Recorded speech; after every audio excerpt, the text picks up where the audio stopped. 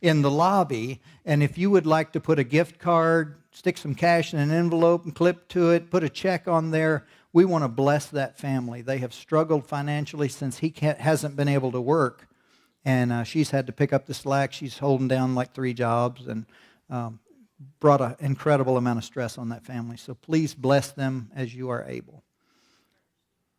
And write prayers and hang on the tree. That's encouraging to them also. Before we get started, or actually as part of our introduction, I would like our mission team to come up here. And Gary Marks, Pastor Pat's dad, was he was with me for 20 days in Haiti. He was kind of on me too, you know, he's like that. Is that all we got? Oh, man. Greg, you can come up for Amanda.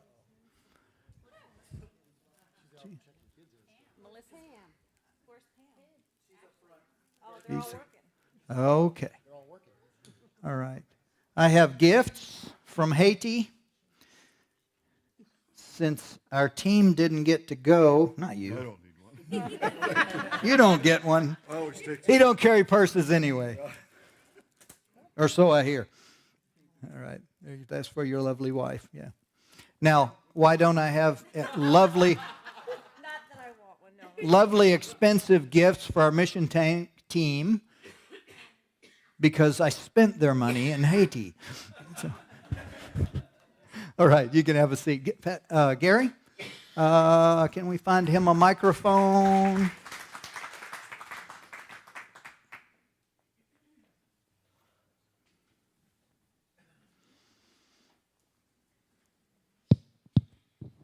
Gary, take a couple of minutes and tell us about this wonderful trip to Haiti we had. All I can tell you is that man is a godsend. I am not kidding you. He put the entire roof on the new school that was up to the point of needing a new roof and the painting. And Doug just really, really hung in there with those Haitians. I'm not a carpenter or anything like that. I can barely build a sandwich, you know, but I'm a good laborer, right, Doug? He worked hard. He wouldn't come out and say a good laborer. But all I can tell you is it was a God thing that we got done what we did. I have never experienced so much muck and so much slop that. At one point we came back, Doug, I know you remember this, we'll never forget it. They said, oh, by the way, you're going to have to walk, go down, go across the river. You'll have to walk, I think it was probably 3-4 miles, eh, Doug? We walked for 2.5 hours in the dark to get where the big old truck was, and it was so incredibly dark. Fortunately, I had a flashlight, and you'd be going along, and Tim would go, "Shine on my feet, I can't see." And all of a sudden, out of the bush would come a bull, and they always had something on around their head to keep them from nailing you. So it really, really, really was tough. 2.5 hours to get home. It was really rough. But what I will tell you this is the face of Haiti are the children and the people who love Jesus more than life itself. I can tell you that. And I'll just give a little story that happened a few years ago. I was in Haiti working on cleaning a brake drum, cleaning all the grease out of it and everything else. A little Haitian girl came out of a place next to where we were at the shop. She came out and smiled at me, and I'm sitting down there. I wasn't in a particularly good mood. But she came over, sat on my lap, kissed me on the cheek, and in perfect Creole said, "I love you." I lost it that day. I lost it. That's the face of Haiti, and that's why it's important we go. Even if we don't accomplish everything we think we should, it's because Jesus, the Christ, the Son of the living God, is alive and well. Amen. There's over 700 churches of the Nazarene in Haiti. There's literally, without the churches and people like yourselves, there's no hope for Haiti. God bless you. Praise the Lord. Thank you, Gary.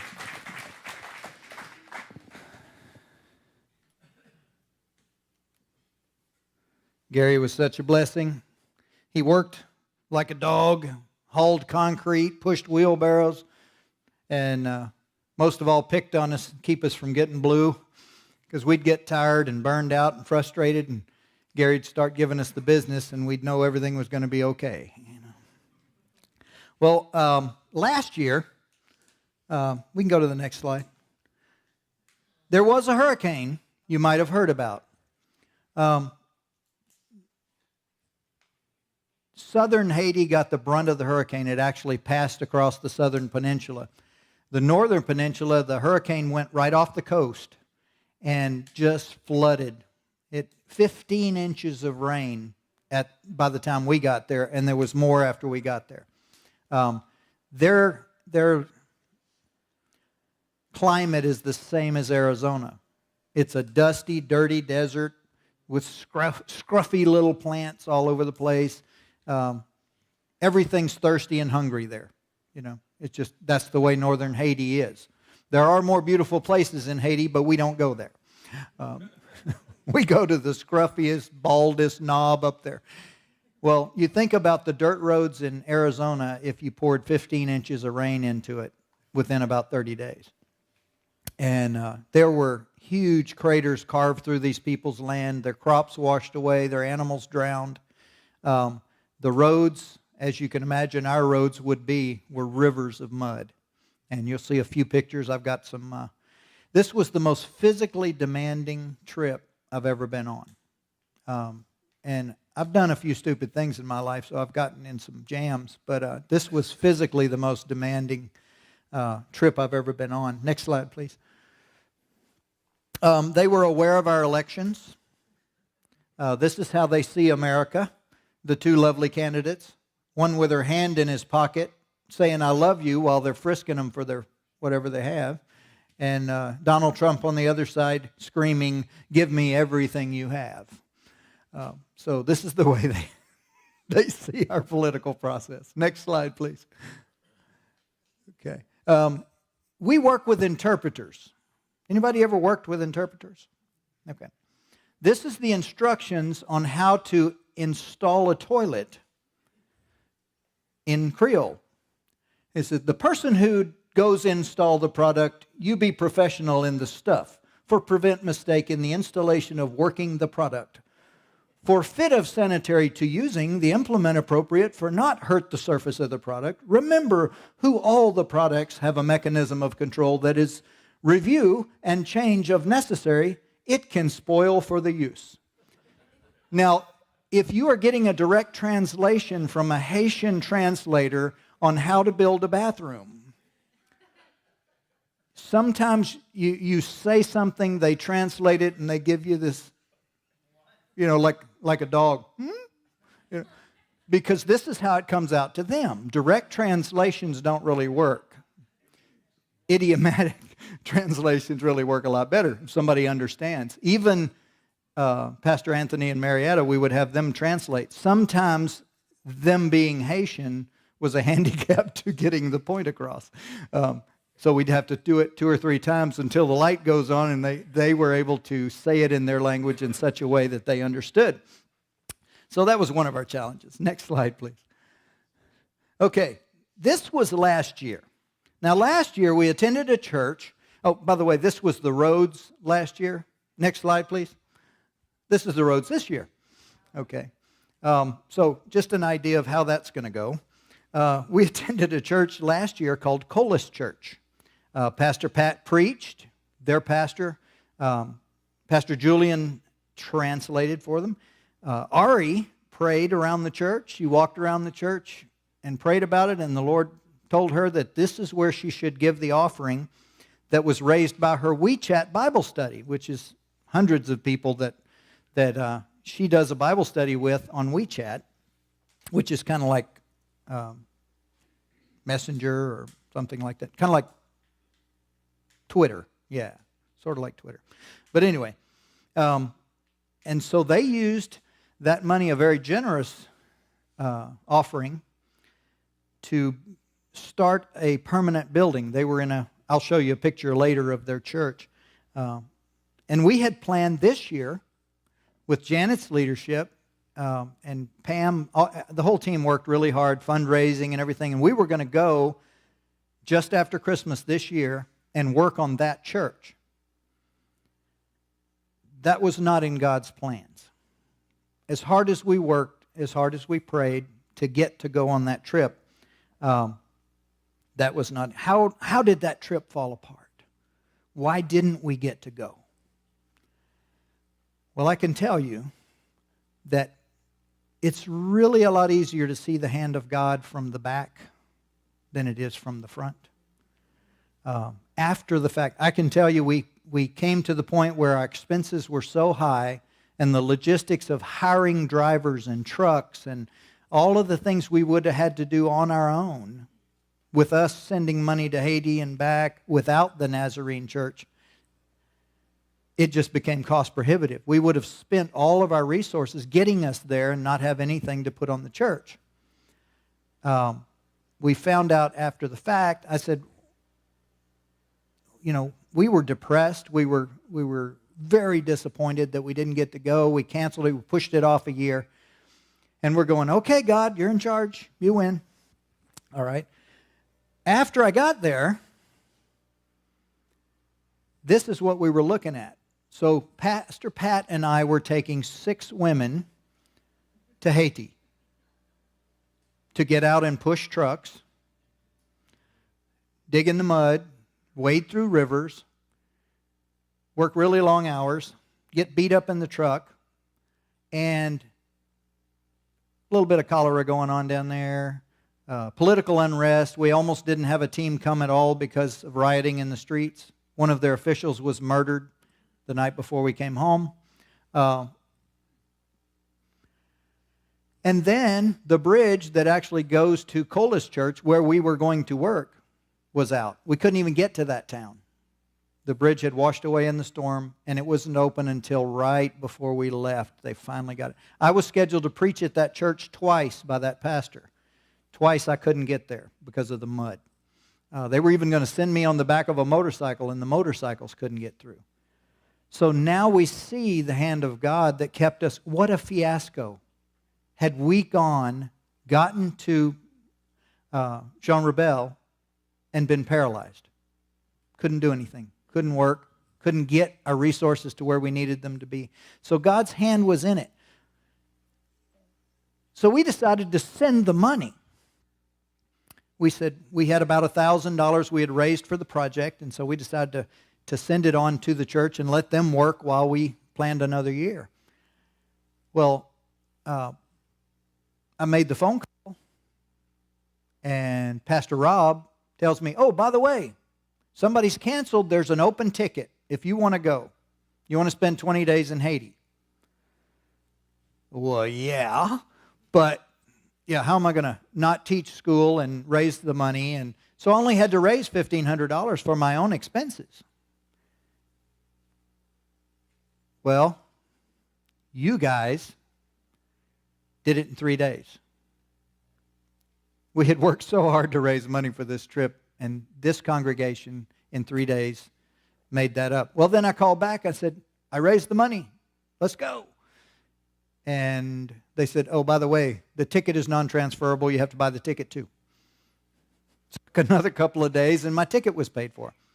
I had people come out of the woodwork. I had somebody that I ran into that used to go to this church.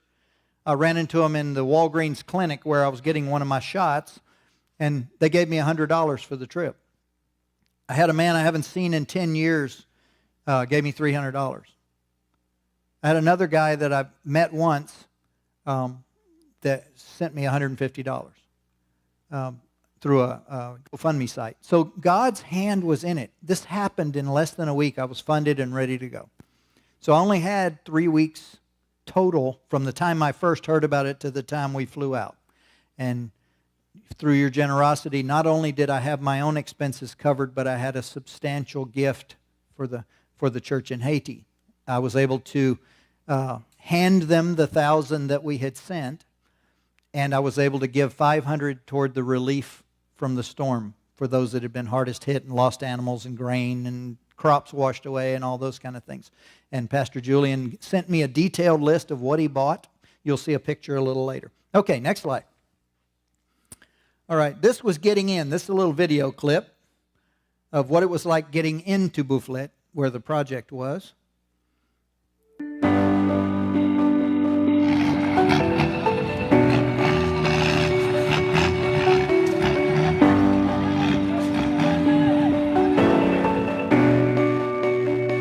It's stuck.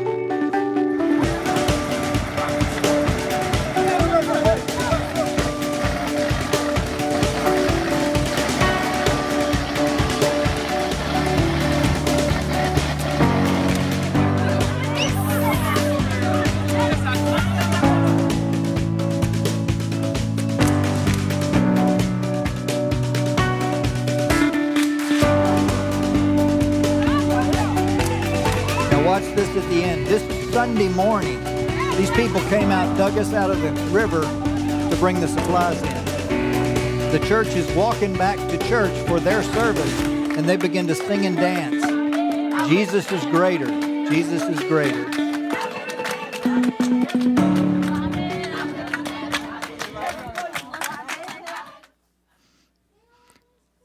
Okay, next slide. This is the clinic. This was last year's project. We did some work on the clinic. We stocked it. We put solar panels on the roof. Go ahead. Next slide. This was the inside of the orphanage that was just built. They were working on that. There's Adam Toney. You'll remember him.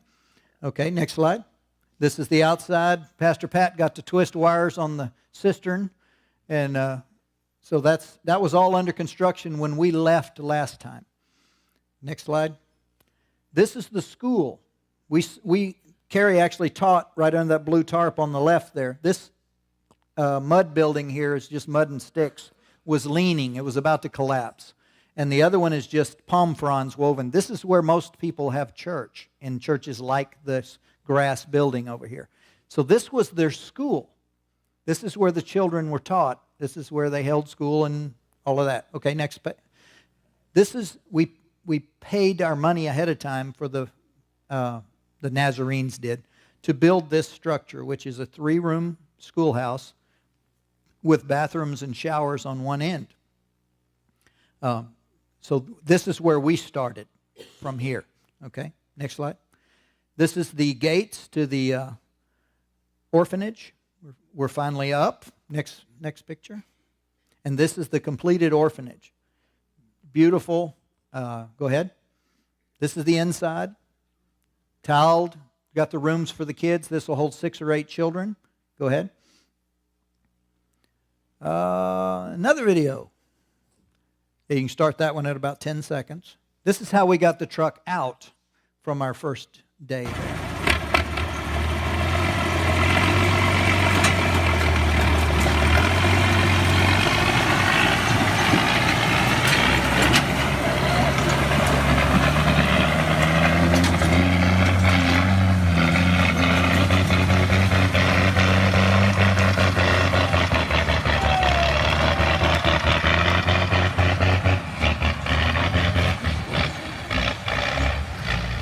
Made it.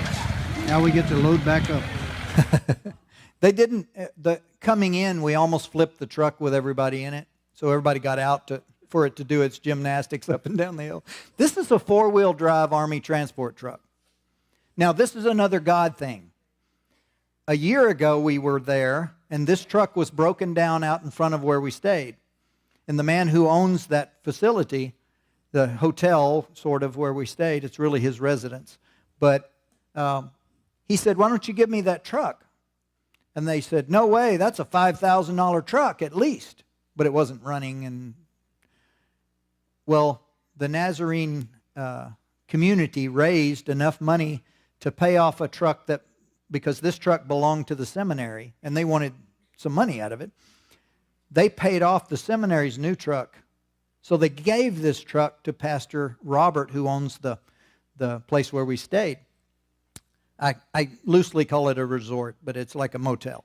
And so he took that and he cut the rear wheels off of it, put dump truck rear wheels on it, and that's his school bus. Now, okay, that all happened, so what? Had that truck not been running and available to us this trip, we would have never left our base. We couldn't have gotten out. The cage truck that we normally travel in, we pulled it through the mud with a chain with this truck. And they would take turns getting stuck and pulling each other out. We'd go in tandem down these mud roads. So this is the kind of fun we had while we were there. All right, next slide, please. Okay, this is one day that we had to stop the truck a lot of times up on the road to Buffalo because it was so muddy that the four-wheel drive Army truck couldn't make it any further. So here we hired some of the locals and their donkeys and loaded, this was Team 2, and we loaded all their medical supplies on the donkeys and carried them across the river. And so that was interesting. We kept thinking, we should have just ditched the trucks, gotten the donkeys, and, there were 7 of us, so we were thinking the Magnificent Seven, on donkeys. Okay, next slide. Okay, this is a little further along in the project. We got the wood up. That's Rob and Pastor Anthony discussing what we need, where we need it. We also learned something about Haitian culture. There's the American yes, and there's the Haitian yes. We asked for gravel. There was gravel in the area. There was some we could get from out. Can you get us some gravel? Oh, yes. Can we get it in? Yeah. Well, there's some over here. Can we get it from that guy? Oh, yeah. I'll talk to him. The next site we saw was one of the workers sitting in the middle of the yard with rocks and a hammer, making gravel. This is kind of a slow process when you break rocks down to this size from this size. So he spent days out there. At least they gave him some protective goggles and some gloves, but he broke rocks. That's the Haitian idea of getting us some gravel. Sometimes that communication thing throws you for a loop. Okay, next slide. These are the desks we built. This is the inside of the classrooms. A little different than the grass hut. A little upgrade there. They'll be dry. They'll have brand new desks. We varnished all of those and put up chalkboards. Okay, next slide. This is another video clip. This is about the 3rd or 4th day we came. The children met us from the school in all their uniforms.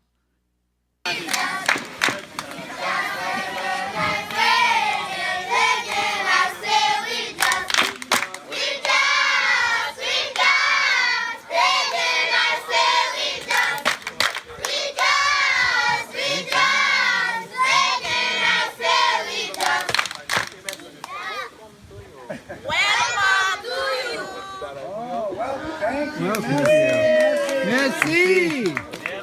Merci beaucoup.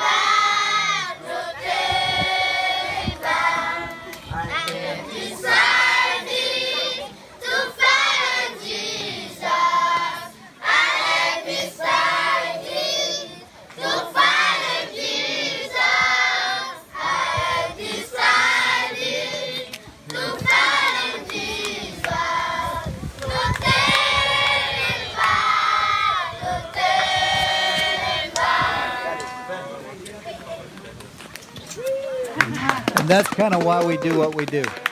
These children don't speak a word of English. They learned to greet us and learned the songs so they could bless us for the hard work we were doing to give them a brand new school. Next slide, please. And this is some of the children in their uniforms out by the church. They were helping us. They were playing around while we were working. Next slide. And there's some of them playing. They would sit on this is where I cut wood for the roof. I'd have to shoo them off. They all wanted to observe what we were doing. Okay, next. These guys made cars. Carrie and I saw this in Africa as well. They take tin cans and they beat them into vehicles and they put little plastic wheels on them, which are bottle caps. Well, these boys all build them. And so one of the things Marietta did was told them we were going to have a car show. So all the little boys built their best cars, and whatever paint we were using around the church, the cars all became that color. It's amazing. It was miraculous. And so they all built these fancy cars, and then they had the girls take plastic bottles, and they learned to make these flowers out of the plastic bottles by stripping the plastic, and it got all curly, and some of them were pretty elaborate. And then we had a contest, and they actually gave them a little money in an envelope for first place, second place, third. It was a big event. And some of the boys had 4 or 5 cars they'd entered in the, so it's like the same guy keeps coming up, So anyway, next slide, please. Okay, this was the road to Bufflet where the truck couldn't go. So the truck would get stuck, and the Haitians would come out, and these were actually cactuses from the fence on both sides. They grow cactus fences. Well, they'd whacked a bunch of it off and were taking everything they had and throwing it into the ruts so that we could get the truck through, just to give us a little bit of traction. Because the big old army truck, which sat up about this high, was buried to the axles in the mud. And so they were giving us a chance to get through that. Yes, they worked very hard. Every time we got stuck, they came out of the woodwork and from their little farms and all jumped in and helped. Okay, next slide. This is getting back in the truck after we'd walked through the muck to get to it one of the times. We did it like 18, 19 times. So go ahead. This was wading across the river. This is that same mud hole you saw the truck going through. This is the creek, which all the years they've gone before has been dry. Now we had 6 or 8 inches, and we'd have to find, we'd get the locals to find the shallow places, and we'd try to go across. We worked in wet socks every day. Just mud's pouring in through the top of your boots, or we had got out and pushed the truck and, had our shoes were about that big. So a lot of people took their boots off. I have a hilarious video of Rob, tall, lanky guy, sprinting across there. He only hits water about twice in that span, but I'll show it to you sometime. Okay, go ahead. All right, this was more progress as we were working through. You see the rain clouds gathering. We had days where we would leave the base camp, get about 20 minutes down the road, the rain would start pouring down, we'd turn around and go back. There were days it was so muddy, we just called it off. And then halfway through the day, they'd say, I think we can get through, and we'd jump back in the truck. Well, one of those days, go ahead, next slide. Oh, this is the bathroom. Now that's an adventure in itself. This was supposed to be the floor of the bathroom, boys and girls bathroom with a shower.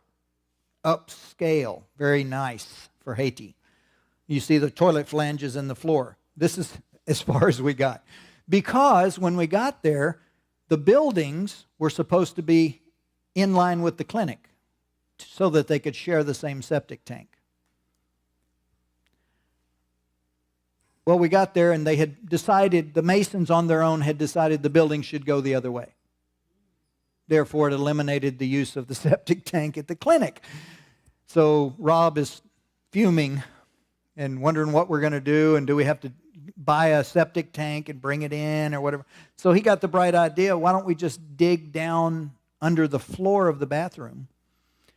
So when we got there, all the Haitian workers had piled rocks like this deep, and then there was dirt. And so this was supposed to be where we poured this slab on top. Well, we had to tell them to move the rocks. They were very patient. We moved the rocks 3 times, big pile of rocks about like this.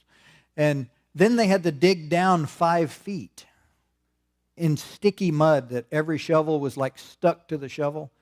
These guys worked for like 3 days. 2 guys were just the hardest workers I've ever seen in my life. Haitian people don't know how to stop. They work. If they can make 2 cents, they'll work. They'll hoe all day for a plate of food. They'll be out in somebody's field. So they worked, and they dug this. We formed it up, poured concrete, and the septic tank is under the floor of the bathroom. Rob figured that out. He's brilliant. And so this was the last of it. We had poured the slab, put in the flanges, and then we just ran out of time. And because of, we lost 2 full days of work, and then a lot of hours during the day fighting materials or the weather or when you're up on a tin roof and it starts drizzling rain. You ever been on a tin roof before? It's kind of like skateboarding, you know. It's like ice. So we had some of that too. Okay, next slide. And this is the day we got to walk. It was right at dusk. They said, the truck's on its way, quick as it can get here. Let's start walking and meet the truck. Well, no, let me tell you about that morning. We had got the first team. We had to drag them to the road. Like I told you, both trucks getting stuck in tandem, pulling each other out and all that, and getting out and pushing and shoveling, and Haitians coming out and digging it. It took us 4.5 hours to get to the main road, which is halfway to where we work. So they went off one way to go home. We went the other way, the 7 of us, the 5 guys and Anthony and Marietta. So the day finished. We got a 4-hour day in. We worked our behinds off. We're exhausted. We wade back across the river. They say, the truck's some ways down the road. We need to start walking. That started at dusk. Like Gary described, we're out there with our pin lights slopping through the mud for about 4 miles. And we ran into where the truck was, which was about a mile or 2 from where we were staying. So then we got on the truck and they took us back to the house. But this is what we walked through. It was just this black, slimy mud. It was just crazy. The word muck became a common phrase. It was just, okay, next slide. And this was us walking out through somebody's field because the road was so bad we couldn't go around it. We couldn't walk down the road. Okay, next. This is the completed clinic. School. The clinic's on the right over there. This is the roof he was talking about. We got it painted. We got the chalkboards up. We got the desk built. We were so thankful to have gotten that far because of all the impediments along the way. Next slide. Okay, now, True Shepherd is a subsidiary. They're a ministry under the Nazarene Church. And Pastor Anthony and Marietta started a not-for-profit under the Nazarene Church, and they asked Tim Hickson to, that's him with his arm around me in the back. I had photobombed their shoot here. These are the local pastors. Now, this is how True Shepherd kind of tries to work. They get money from different Nazarene churches, give to them for scholarships for kids, for building projects, all those kind of things. And they try to not just dump it on the Haitian people. This is how you help without hurting. Is they go in and what they've done is they had a herd of sheep and they would give them to the pastors. Well, then the pastors would sell them and give the money to their congregations. And they're going, no, we gave you the sheep so that you could support yourself, because in Haiti, the people in the church don't give to the pastor. The pastor gives to the people. And so he's usually broke and hungry, So these are the local pastors. Well, they had a herd of sheep that belonged to True Shepherd. How appropriate. And what they did was they figured out that we'll give them a sheep, but it's not their sheep. They get to manage that sheep for a year. A sheep will have 2 lambs a year. The first lamb belongs to True Shepherd. They will give that to another pastor. The second lamb belongs to that pastor. The third lamb belongs to True Shepherd. The fourth lamb belongs to them. So they're building their herd, but they have the responsibility of managing this for True Shepherd. What it does is it builds wealth in the community. Can we do a little math here? We had 20 sheep. Turns into 40 sheep. Turns into 80 sheep.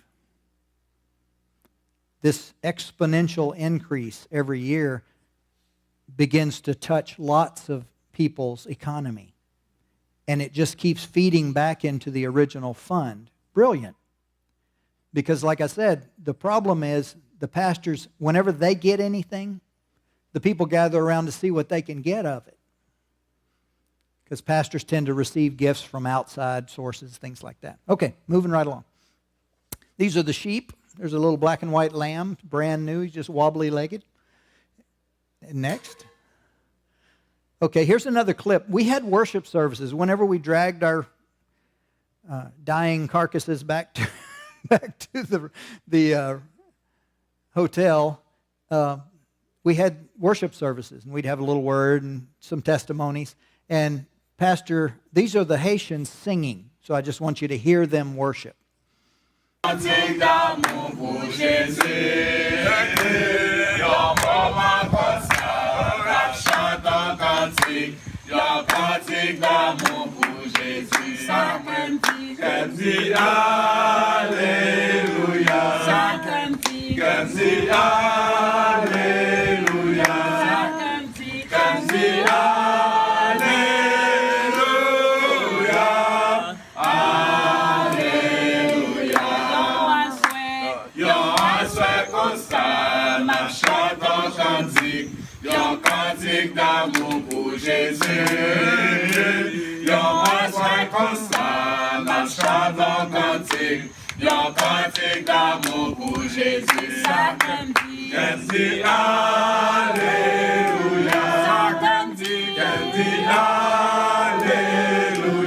Ça cantique, cantique,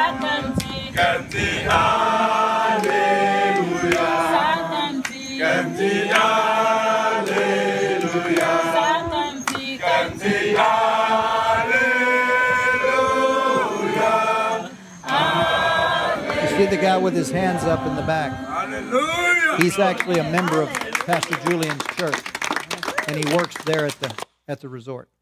So, okay, next slide. This is Pastor Julian's church. Now, this is the church Ari gave the offering to. They began to build, but this is grass roof, grass walls. This is it. I spoke to Pastor Julian. He came out to Bufflet since I couldn't get to him. He got there and told me they are now at 150 people. I told him, you're going to have to start helping us pretty soon. You're getting bigger. You're bigger than we are, okay? So, next. This is the foundations they built with the offering Ari gave them. This is stone foundations. This is where they start. They build it up above the flood.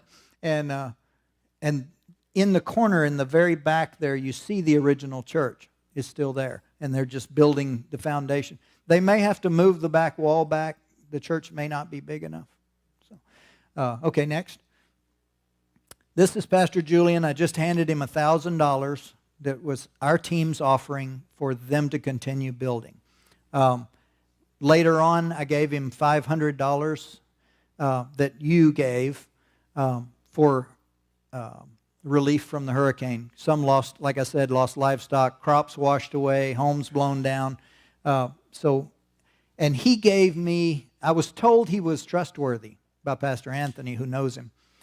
And he gave me a dollar-for-dollar accounting through WhatsApp. He sent me pictures. I've got pictures of the plans. Go ahead. Next slide. Okay, this is the food they bought. He gave me how much the exchange rate was, what they spent, what they bought, and who it was distributed to. Next slide. These ladies were distributing to the worst hit people in the church.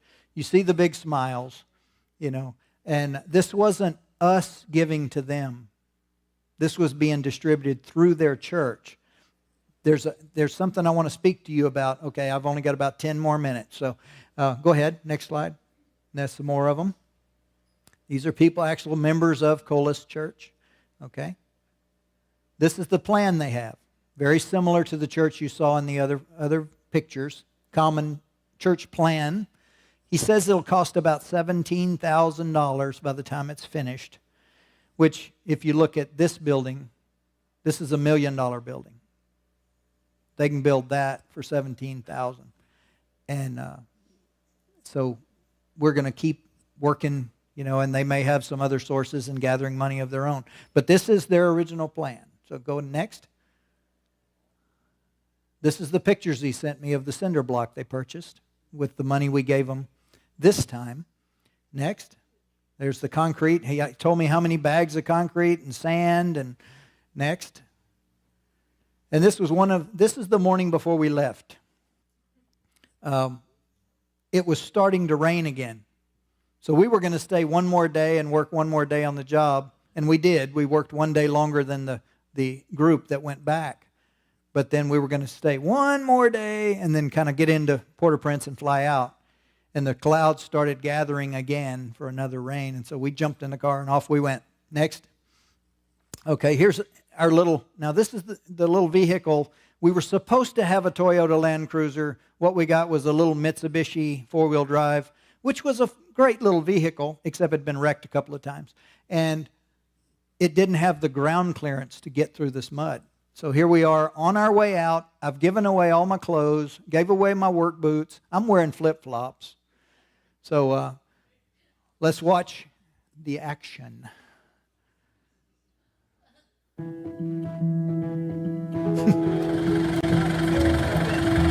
This is a school bus that decided to, after we got stuck, he decided to blast on through. He's buried up to his axles.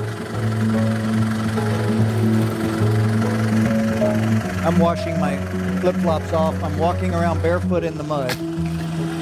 They're cutting us a path through the grass so that we can get some traction and get out of there. These guys worked and worked. See, we should have had donkeys. The donkeys didn't have any problem.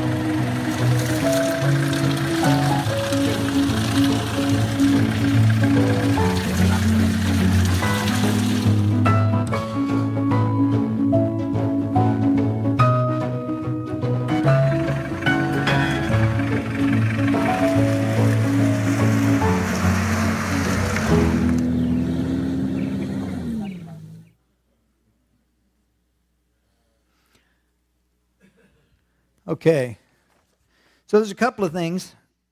We talked about our trip not being able to follow through this year and how disappointed we were. And after this God thing that sent me on a 20-day mission to Haiti instead, I figured out why. But what I couldn't figure out is, why did God send me? I'm not the best construction guy. I'm not the master builder. I'm not a welder. I don't have all. I'm a jackleg everything. I mean, I can drive a nail. I can shoot a nail gun. I can pour concrete. But all of it, I'm not good at any of it. I'm just kind of the guy that helps. So I wanted to make sure that you understood why I went and what you gave to.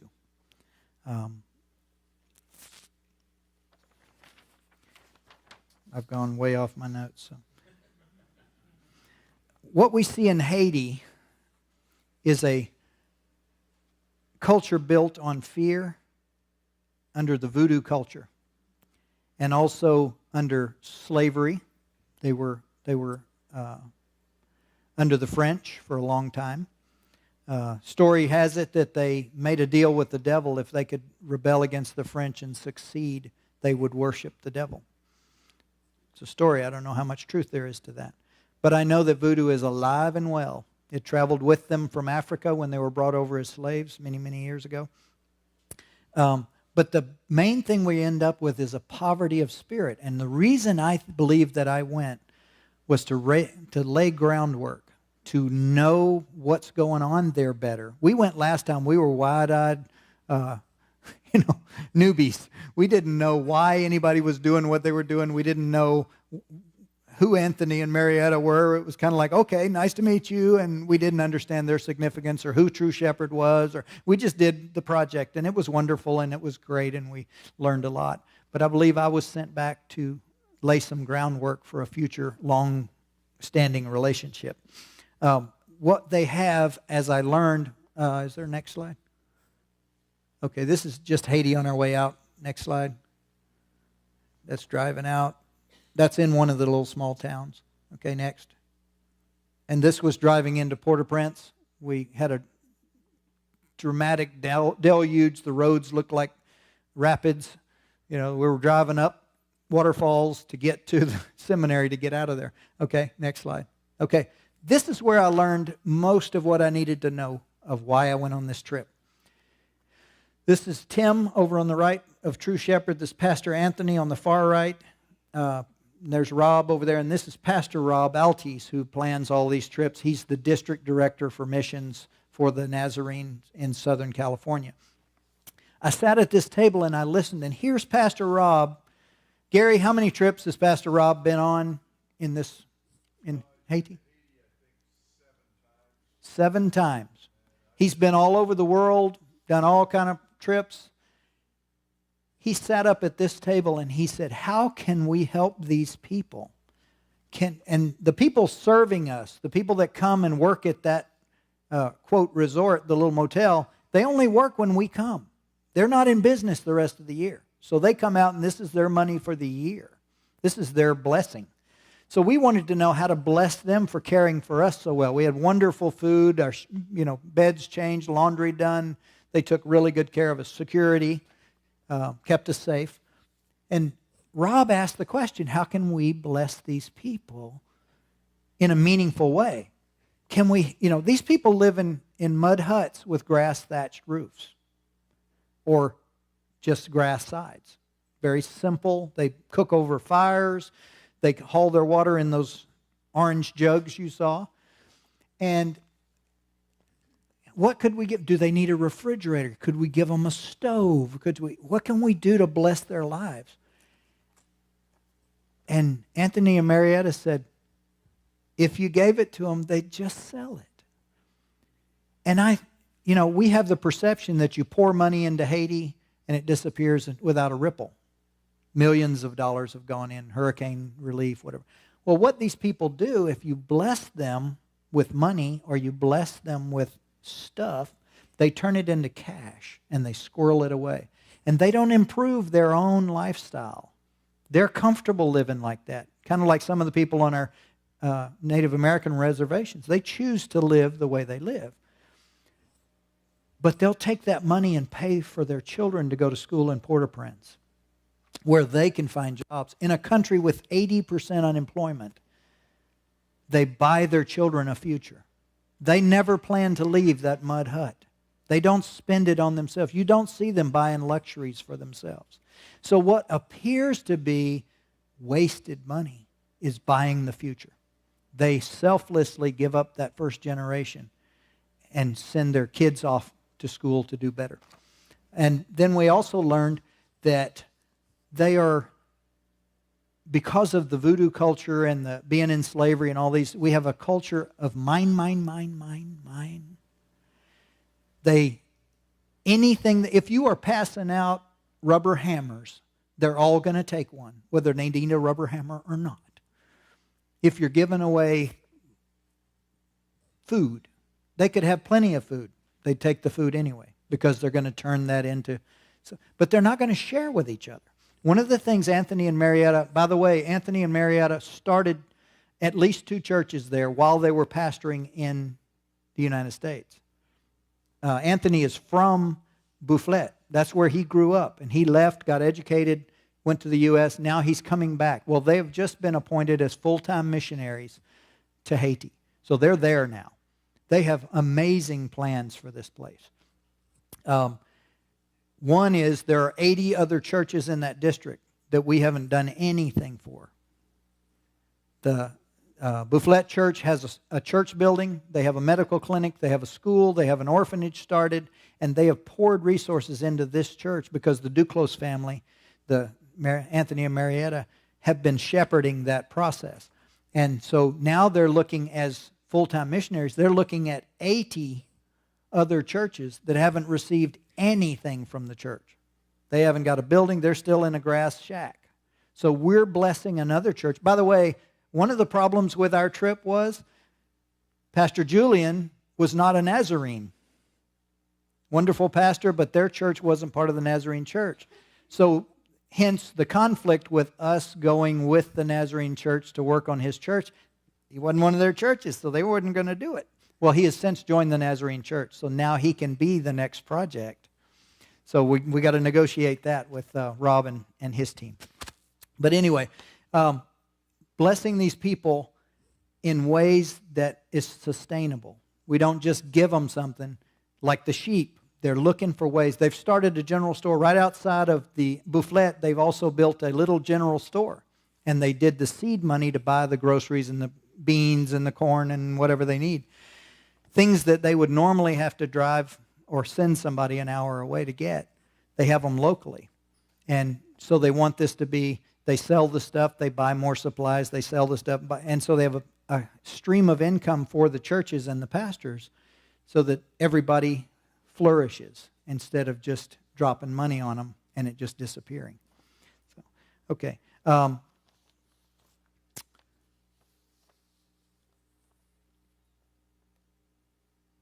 What their plans are, they will be living in the orphanage building, in the orphanage house. They will have 6 or 8 orphans living with them over the next year. They'll be bringing them in. They've already taken a couple of kind of under their wing. They're not living with them, but they're there. Kids without parents. I saw one little boy had a pair of pants. The whole bottom was gone out of him. He had no belt, and he was walking around holding his pants up because it's all he had. And the other kids, both of his parents had passed away. And he lived like a dog, sleeping wherever he could. He had nothing. And those are the children that Marietta will be taking in. She said, I've got to get him some pants. You know, he was walking around with his little bottom hanging out, you know, and he was probably about 7 or 8. And so he's one of those. And so she plans to make that orphanage a place for all of the children in the area to come. They're going to play soccer. They'll have activities. So while they teach the gospel to the children in the orphanage, they're going to invite all their friends to come and play and have a snack and talk to them and have activities there so that they can pour the gospel into them as well. These kids have nothing to do. I mean, they beat tin cans into automobiles. This is what they do, or get into trouble. The other thing she wants to do, as I said, there's a basic poverty of spirit among the Haitian people. This is the mine, the selfishness. I will grasp and take, and I won't share. You never see them get together and have a community meal unless somebody else is buying it. They don't get together and have potluck. It's every man for himself. So this guy, and Carrie spoke to it last year when she taught on nutrition. They got kind of ugly with her. But she told him, she said, you know, you have sheep, you have corn, you have rice, you have potatoes, you have beans. Why don't y'all get together and have a meal? Why don't you share with each other? You can multiply what you have together. Well, we don't do that. And that's the problem. That's where the resources disappear into those communities. And if the graft of everybody, I want it all for me. I don't share with anybody else. And the Christian church there is not so much different. That's the sad part. So what Anthony and Marietta were wanting to do are pour into these pastors, train them to manage their churches, train them to raise up congregations that show the love of Jesus. What an evangelistic tool. What a light on a hill these churches will become if they're loving their communities, if they're giving out rather than just taking, even amongst themselves. She's going to have ladies' Bible studies, where she has each person bring something for the meal and have them cook and eat together rather than everybody having their own. It's a foreign concept to them to get together and share meals like that. And so she wants to teach those things. She wants to teach these congregations to look out for the less fortunate within their congregations and in their communities. So I'm going to close by asking you to pray. We're going to come up with a crystal clear vision of what to do next. How we're going to partner with Colas Church and the other churches in that community and to work with the Nazarene Church to go on these trips. Pray about going. Pray about giving. Pray about committing something, maybe something every month. Maybe sponsoring a child. You can talk to me later about some of the opportunities to send some of these kids to school with scholarships. Because they don't get to go if they can't pay. So let's pray. Father God, I thank you for the privilege of presenting